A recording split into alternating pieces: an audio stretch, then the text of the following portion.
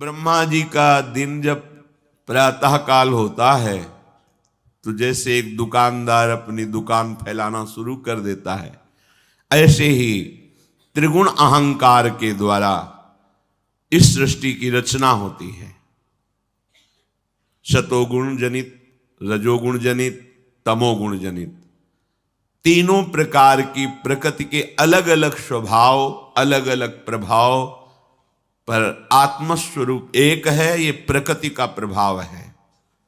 पंचभूत, मन, बुद्धि, अहंकार, ये अष्टधा अपरा प्रकृति है और जीव भगवान सच्चिदानंद श्री हरि का अंश है, भगवत स्वरूप है।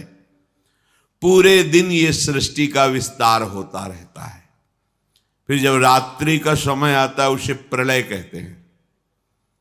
ब्रह्मा जी का समय 4 अरब 32 करोड़ वर्ष का एक दिन होता है। अपने मनुष्य वर्ष से 4 अरब 32 करोड़ वर्ष का एक दिन होता है और 4 अरब 32 करोड़ वर्ष की एक रात्रि होती है। दिन में सजाते हैं संसार को और रात्रि में प्रलय होती है। ऐसे एक दिन रात, फिर एक वर्ष, ऐसे 100 वर्ष की आयु ब्रह्मा जी की। जब 100 वर्ष की आयु होती है तब महाप्रलय होता है। ब्रह्मा का भी नाश हो जाता है। नाश का तात्पर्य जो ब्रह्मा स्वरूप है वो भी लय होकर हरि में लीन हो जाता है। केवल हरि, केवल हरि, दूसरा कोई नहीं। तो जब रात्रि का समय आता है 4 अरब 32 करोड़ वर्ष बाद, तब प्रलय होती है। कितना भयानक कष्ट है प्रलय में। हमें तो कष्ट ही कष्ट है। अगर मुक्त नहीं होते तो कष्ट ही, मरना कष्ट, जीना कष्ट, फिर जन्मना कष्ट, फिर रोग कष्ट, विषाद, हर्ष, शोक, भय, मान, अपमान, पूरा जीवन, पूरे जन्म के जन्म जब विचार करके देखो तो यहां कष्ट के सिवा कुछ हाथ नहीं लगता है। पूरा जीवन हो गया कमा के, मर गए, फिर कुछ नहीं, फिर नई पढ़ाई, नई योग्यता, नया धन, नया परिवार, फिर मर गए, फिर कब से चल रहा है। अच्छा, ये ही चलता रहे, इतना ही नहीं, एक बार इसके बाद फिर प्रलय होता है। प्रलय में कैसी भयावह स्थिति होती, भय ही भय है। इसलिए भगवत प्राप्ति अनिवार्य है, अनिवार्य, अत्यंत अनिवार्य है। जिस समय शाम होती ब्रह्मा जी की, प्रलय शुरू होता है। धातु पपलो आसन्ने व्यक्तम द्रव्य गुणात्मकम अनादि निधन कालो हव्यक्तायापकर्षति शतवर्षा हृणावृष्टिर् भविष्यत्युल्बणा भुवि तत्कालोपचितोष्णार्को लोकास्त्रीन् प्रतिपिष्यति। जिस समय प्रलय का समय आता है तो ये पूरी सृष्टि मूल की तरफ खिंचने लगती है, भगवान की शक्ति से समेटने लगती है। उस समय 100 वर्ष तक एक बूंद पानी नहीं बरसता। 100 वर्ष तक सूखा पड़ता है। शतवर्षा अनावृष्टिर, 100 वर्ष तक एक बूंद पानी नहीं। तो पृथ्वी का सारा पानी सूख जाता है। पीने के लिए पानी नहीं, अन्न के लिए कहीं दाना भी नहीं दिखाई देता, कुछ भी नहीं रह जाता। 100 वर्ष वर्षा ही नहीं होती, इतना अकाल सूखा कि इतने में ही सब जीव जंतु, मनुष्य शरीरधारी बहुत मर जाते हैं।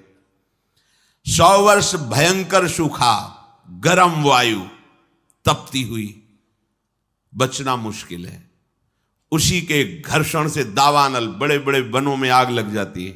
पानी बूंद नहीं, न तालाब में, न कुआं में, न सरोवर में, न सरिता में, सब उष्ण ताप से सूख जाता है। बिना पानी के, बिना अन्न के तड़प तड़प करके जीव मरते हैं। आगे प्रलयकालीन सूर्य का तेज उदय होता है। 100 वर्ष सूखा के बाद सूर्य से तीनों लोकों में अग्नि की वर्षा होने लगती है। जैसे ओले देखते हो, कोई बनाता थोड़ी, कि किसी फैक्ट्री में नाप के काटे जाते हो, झर झर झर झर झर झर ढेर लग जाता, ऐसे अग्नि बरसती है। और नीचे से भगवान शंकरषण की फुंकार से, ज्वालामुखी देखा है? किसने कोयला रखा वहां, पेट्रोल रखा? कैसी देखा है ज्वालामुखी? धधकती हुई बहती हुई आग, ऐसे नीचे के लोगों से आग प्रकट होती है, भस्म करते हुए सब लोकांतर को ऊपर बढ़ती चली जाती है। ज्वालामुखी देख के हृदय कांप जाएगा। भारी अग्नि, ये जलाने वाले अग्नि से भी तापमान उसका कई गुना अधिक होता है। कुछ भी पड़ जाए सीधे आग लग जाएगी, सीधे भस्म हो जाएगी। नीचे से पूरी की पूरी पृथ्वी ज्वालामुखी हो जाती, ऊपर से सूर्य आग बरसाता है। 100 वर्ष तक अग्नि की वर्षा रहती है। पहले 100 वर्ष तक सूखा, उसमें जो कुछ बचे अग्नि की वर्षा, भस्म हो गया पूरा का पूरा। ये 14 भुवन सब भस्म हो गए, नीचे से ऊपर तक। ये स्वर्ग लोक, महालोक, जनलोक, तपलोक सब, क्योंकि ये प्रलय है। ब्रह्मा जी भगवान के नाभि कमल पर विराजमान है, सारी सृष्टि भस्म हो रही, 100 वर्ष तक अग्नि वर्षा ये होती है। अब जैसे कहा जाए कि नीचे से अग्नि निकलेगी, अगर हम ज्वालामुखी ना कहें तो आप अनुमान भी नहीं लगा सकते। ऐसा कैसे हो सकता है? देखो ना, फोड़ करके अग्नि कैसे प्रांत के प्रांत को भस्म कर दे। और वहां एक जगह से निकलती है पहाड़ों में, या पूरी पृथ्वी ज्वालामुखी हो जाती, जगह जगह से अग्नि भगवान शेष के फुंकार से, और ऊपर से भयानक अग्नि तपती हुई बरसती है, जैसे ओले बरसते हैं ऐसे अग्नि बरसती है। लोगों को तपाने वाली भगवान शेषनाग के मुंह से निकलती हुई प्रचंड लपटें नीचे के लोगों से जलाना प्रारंभ करती हुई इतनी ऊंची बढ़ती हैं कि समस्त ब्रह्मांड को भस्म कर देती है। भगवत प्राप्ति अनिवार्य है। अगर ये सुनकर के तुम्हें भय नहीं लग रहा तो भगवान की माया ने विशेष जकड़ रखा है। कहां हम जाएं? एक ही जगह है भगवान की शरण। हमारी कितनी दुर्गति है, हम सोच नहीं पा रहे। कब मर जाए कोई पता नहीं, कोई हमारा मित्र पता नहीं। हम जिसे मित्र समझते हैं वो धोखा दे रहा है, वो शत्रुता का कार्य कर रहा है। जिसे हम सगे संबंधी वो सब स्वार्थ में। कौन है मेरा, क्या है मेरा? विचार करोगे तो अभी भयभीत हो जाओगे, और भयभीत होना मंगल है। क्योंकि जो शभीत आवा सरनाई, रखियो ताहि प्राण की नाई। यदि भयभीत होकर भगवान की शरण में चले जाओ तो भगवान जैसे अपने प्राण बहुत दुलारे होते हैं, ऐसे शरणागत का दुलार श्री भगवान करते हैं। एकमात्र हमारे बचने का उपाय भगवान के वचन से समझ लीजिए। वो कह रहे मामेव ए प्रपद्यन्ते माया में ताम तरंती। केवल मेरी शरण हो जाओगे तो मैं बचा लूंगा, नहीं तो इस भव समुद्र से बचना बहुत कठिन है। बड़ा दुखदाई है, अभी समझ में नहीं आ रहा, बड़ा दुखदाई है। कार में बैठे बैठे मुस्कुराते हुए पूरा परिवार जा रहा है, अंदर से पता नहीं क्या हुआ, कार में आग लग गई, सब भुन गए पूरा परिवार। प्रतिपल भय, प्रतिपल दुख, प्रतिपल अशांति, मृत्यु हमारे सिर पर सवार रहेगी जब तक भगवान नहीं मिल जाते। यही अवसर है, मनुष्य जन्म में आप भगवान को प्राप्त कर सकते हो। इस छोटी सी आयु में, छोटे समय में, बिना प्रयत्न के भगवान की प्राप्ति आपको हो जाएगी यदि शरणागत हो जाओ, हृदय से शरणागत हो जाओ। भगवान से भी कृपालु हमारी लाडली जो हैं, बचा लेंगी, सब दुखों से बचा लेंगी। निकुंज में किसी भी महाप्रलय की अग्नि का प्रवेश नहीं होता, चिदानंद धाम है। किंचन मात्र माया पवन का प्रवेश नहीं है, ब्रह्मा के द्वारा रचित नहीं है, शेष भगवान के फण पर नहीं है, चिदानंद धाम है। वहां हमें बुला लेंगी श्री जी, और वहां बुला के लेंगे। हम पहुंच चुके हैं, बस सावधान हो जाएं, पीछे न लौटें। तो हम आ गए हैं, श्री जी के दरवाजे पे आ गए हैं।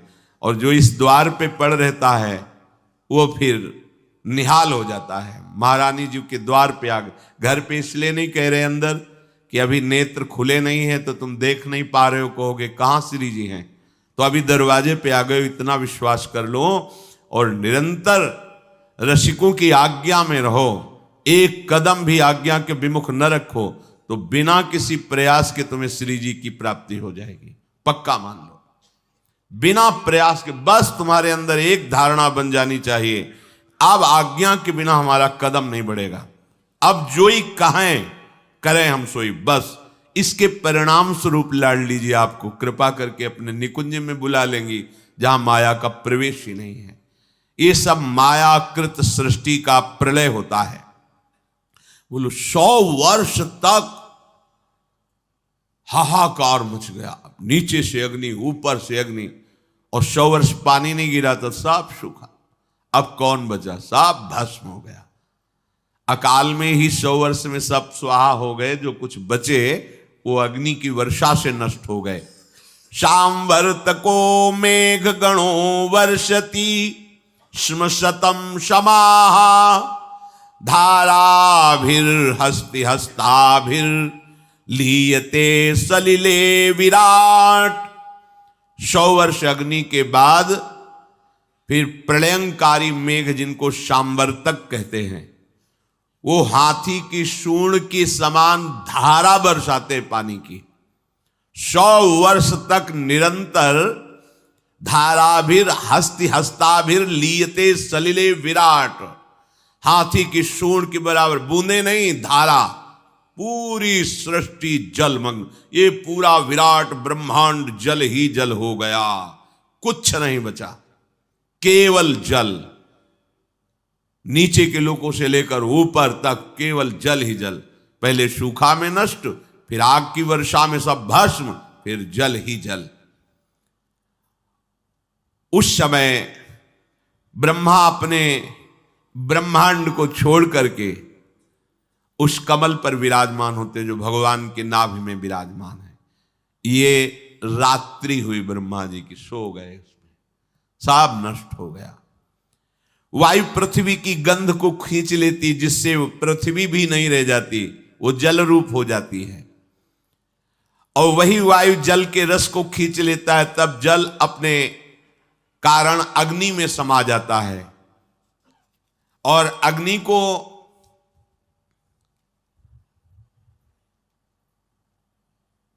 अंधकार में जितना तेज है वो सब छीन लेता है। अग्नि वायु में लीन हो जाती है, वायु रूप हो जाती है। वायु की शक्ति को, प्रवाह को आकाश छीन लेता है, वो आकाशमय हो जाती है। तदनंतर ईश्वर आकाश के गुण शब्द का हरण कर लेता है, तो तामस अहंकार में लीन हो जाता है। इंद्रियां, बुद्धि राजस अहंकार में, मन सात्विक अहंकार में, ये महाप्रलय हो गया। अब कुछ नहीं बचा। जब पूरी ब्रह्मा जी की आयु हो जाती है तो अहंकार महातत्व में लीन हुआ, महातत्व मूल प्रकृति में, मूल प्रकृति ब्रह्म में, अब केवल ब्रह्म बचा। न ब्रह्मा बचे न ब्रह्मांड बचा, सब नष्ट हो गया। महाप्रलय, प्रलय रात्रि ब्रह्मा की, महाप्रलय ब्रह्मा का विनाश। ये सृष्टि स्थिति संहार करने वाली भगवान की अचिंत्य माया है। ये रहट जैसे चलता है ऐसे चलती रहती, कभी दिन कभी रात, कभी प्रलय कभी सृजन और कभी महाप्रलय। ये बात सुनकर के बड़ा भय लगता है, कैसे निकले इस माया से। यथैता मईश्वरी मायाम दुस्तरा मकृतात्म भी तरंत्यंजा स्थूल धियो महर्षि इदमुच्यताम। हे महर्षियों, ये माया की बात सुनकर तो बड़ा डर लग गया।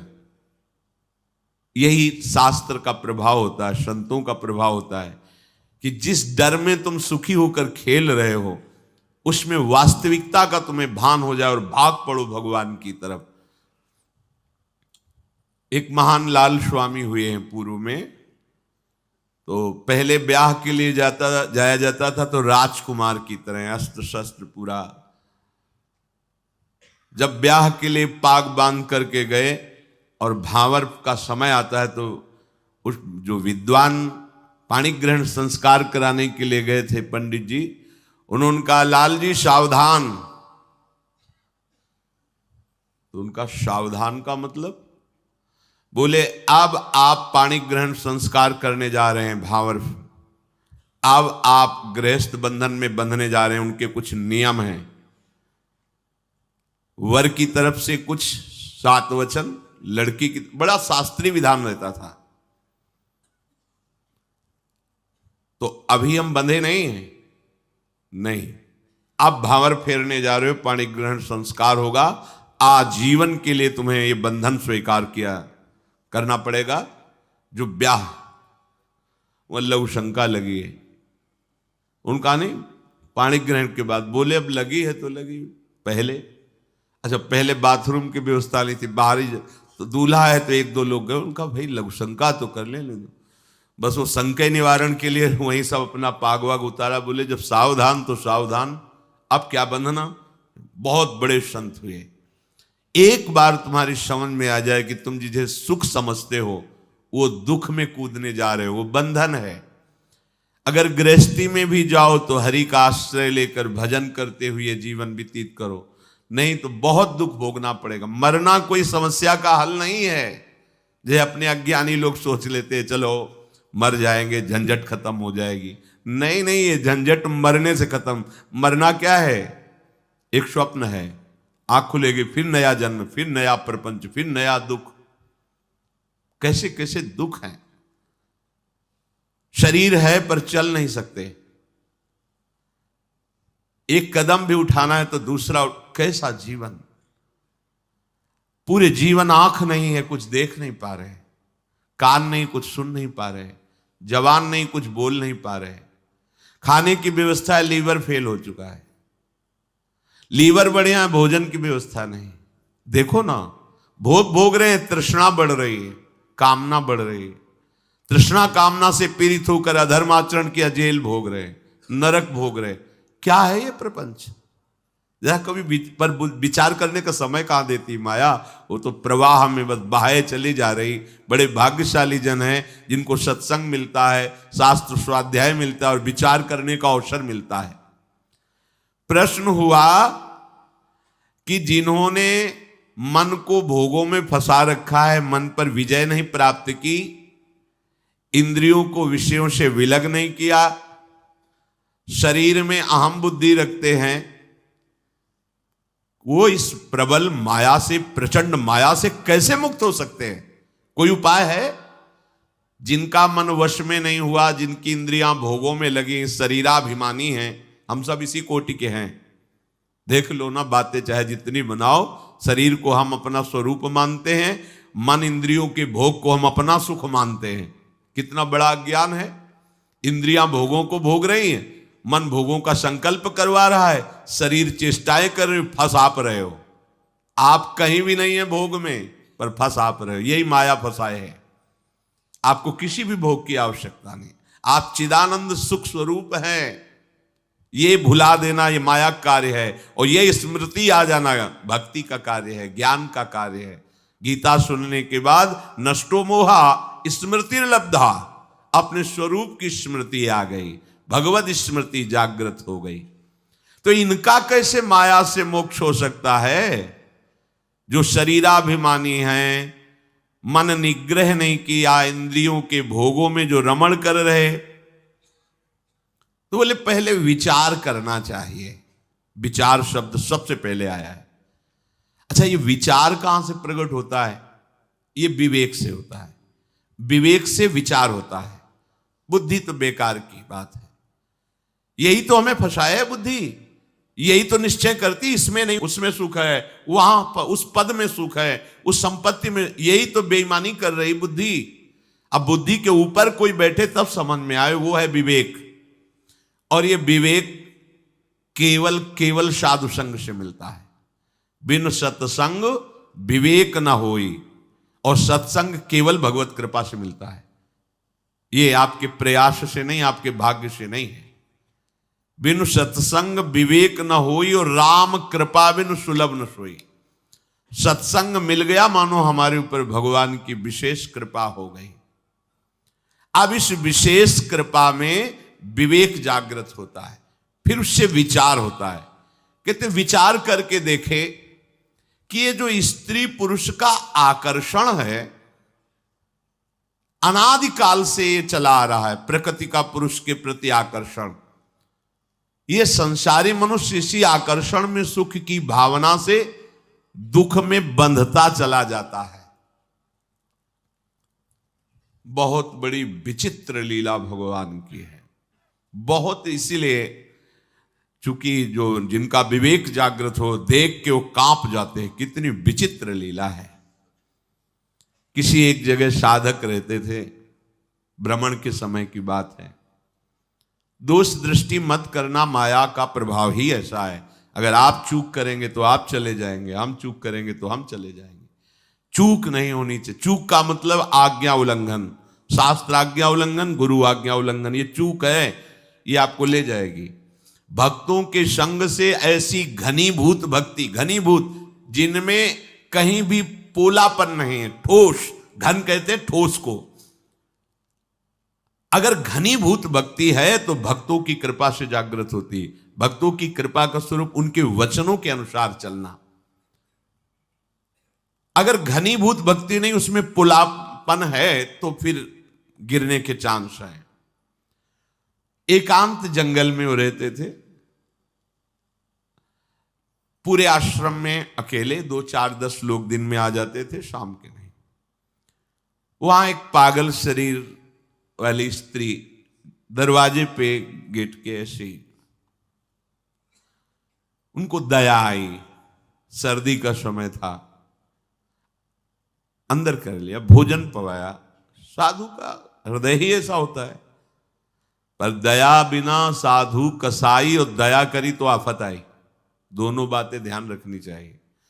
दया, अगर भगवत स्मृति चल रही है तो तुम्हारी ठीक है, और अगर भगवत स्मृति में बाधा पड़ जाए तो दया छोड़ के तुरंत भाग पड़ना चाहिए। याद संभालनी चाहिए। याद गई तो दया फंसा देगी, बस ध्यान रखना। यही दया फंसा दिया भरत जी को। भगवान की याद भूल गए, हिरण की याद आ गई, अब दया खतरनाक हो गई। दया नहीं तो साधु कैसा? दया बिना साधु कसाई, और दया करी तो आफत आई, ध्यान रखना। भगवान भी सावधान कहते हैं, करुणा करो सब पे, दया पर निर्मम होकर, ममता नहीं होनी चाहिए। अगर ममता हुई तो चूक हो गई, फिर तो गए। अब उनको ऐसा करना चाहिए, कंबल दे देते, भोजन दे देते, उसको विदा कर देते, पर ऐसा नहीं हुआ, त्रुटि हो गई। धीरे धीरे वो वहीं रहने लगे। कुछ समय बाद मार्ग भ्रष्ट हो गए, भागना पड़ा वहां से। ये क्या? किसी भी रूप में माया शक्ति है। दया, करुणा, सेवा, भावना, सावधान। अगर विवेक है, विचार है, तो आज्ञा पर चलो, शास्त्र आज्ञा पर चलोगे, कहीं कोई बाल बांका नहीं। शास्त्र आज्ञा करता है, बलवान इंद्रिय ग्रामो विद्वानमपि कर्षति। इंद्रियां बड़ी बलवान हैं, बड़े बड़े ज्ञानियों को, विद्वानों को भी विषयों में फंसा देती हैं। इसलिए परस्पर प्रकृति पुरुष के आकर्षण से उपासक जो बचने के लिए चला है, उसे एकांत में कभी संभाषण या किसी भी तरह की एकांतिक वृत्ति परस्पर आकर्षण वाले शरीर के साथ स्वीकार नहीं करनी चाहिए, नहीं तो बंध जाएगा। देखो ना, सुख की प्राप्ति के लिए वो चेष्टा करता है और उससे बड़े बड़े दुखों का सामना करना पड़ता है। जो पुरुष भगवान की इस माया से पार जाना चाहता है, उसको ये विचार करना चाहिए कि मैं सारी चेष्टाएं सुख के लिए कर रहा हूं, फिर मुझे दुख क्यों भोगना पड़ रहा है। ये बात बहुत सुंदर बात। कर्मण्यारभमाणानां दुख हत्यै सुखाय च। मैं तो कर्म जितने भी कर रहा हूं सुख के लिए कर रहा हूं, फिर मुझे दुख क्यों भोगना पड़ रहा है। इसका मतलब जिसे हम सुख समझ रहे हैं वो दुख है। दुखालयम, भगवान कह रहे दुख योनयः, इससे प्रकट ही दुख होता है। देखो, विचार करना चाहिए। नित्यार्थितेन वित्तेन दुर्लभे नात्म मृत्युना गृहापत्याप्त पशुभिः का प्रीति साधितैश्चलैः। एक धन को ले लो, इसमें हमारी सुख बुद्धि हो गई, दिन दिन इसको बढ़ाने की अंदर लालसा बढ़ी। अब चाहे पाप से कमाई हो, चाहे हिंसा से, चाहे व्यभिचार से, अक्षरशः सत्य है, अपने हृदय को नाप के देख लेना, शास्त्र है। इसके पाने के लिए बड़ी बड़ी कठिन क्रियाएं, दुखद क्रियाएं करता है। इसी बात से तो घृणा हुई थी पिंगला जी को। जनकपुरी में, विदेहराज की नगरी में ये वैश्यावृत्ति करती थी, अपने शरीर को बेच करके धन कमाना। शरीर को सजा करके दरवाजे पे बैठी, जो व्यक्ति आता सोचती मेरे ही पास आ रहा है, मुझे धन प्रदान करेगा। 12 बज गए रात्रि तक कोई नहीं आया। हर व्यक्ति को इसी भावना से देखती, जल गया हृदय, एकांत से धिक्कार है मेरे इस जीवन को। हमारे हृदय में प्रभु बैठा हुआ है, मैंने आज तक उससे, मैं विदेहराज की नगरी में रहती हूं, ज्ञानियों की नगरी में, और कितना निकृष्ट आशा, शरीर से भोग, भोग से धन, धन से फिर भोग। अब नहीं, देखो इतनी महान हो गई कि भगवान दत्तात्रेय जी ने 24 गुरुओं में एक गुरु पिंगला जी को भी माना। और चतुरासी जी जैसे रस समुद्र ग्रंथ में, वाणी जी में महाप्रभु ने पिंगला का उदाहरण दिया।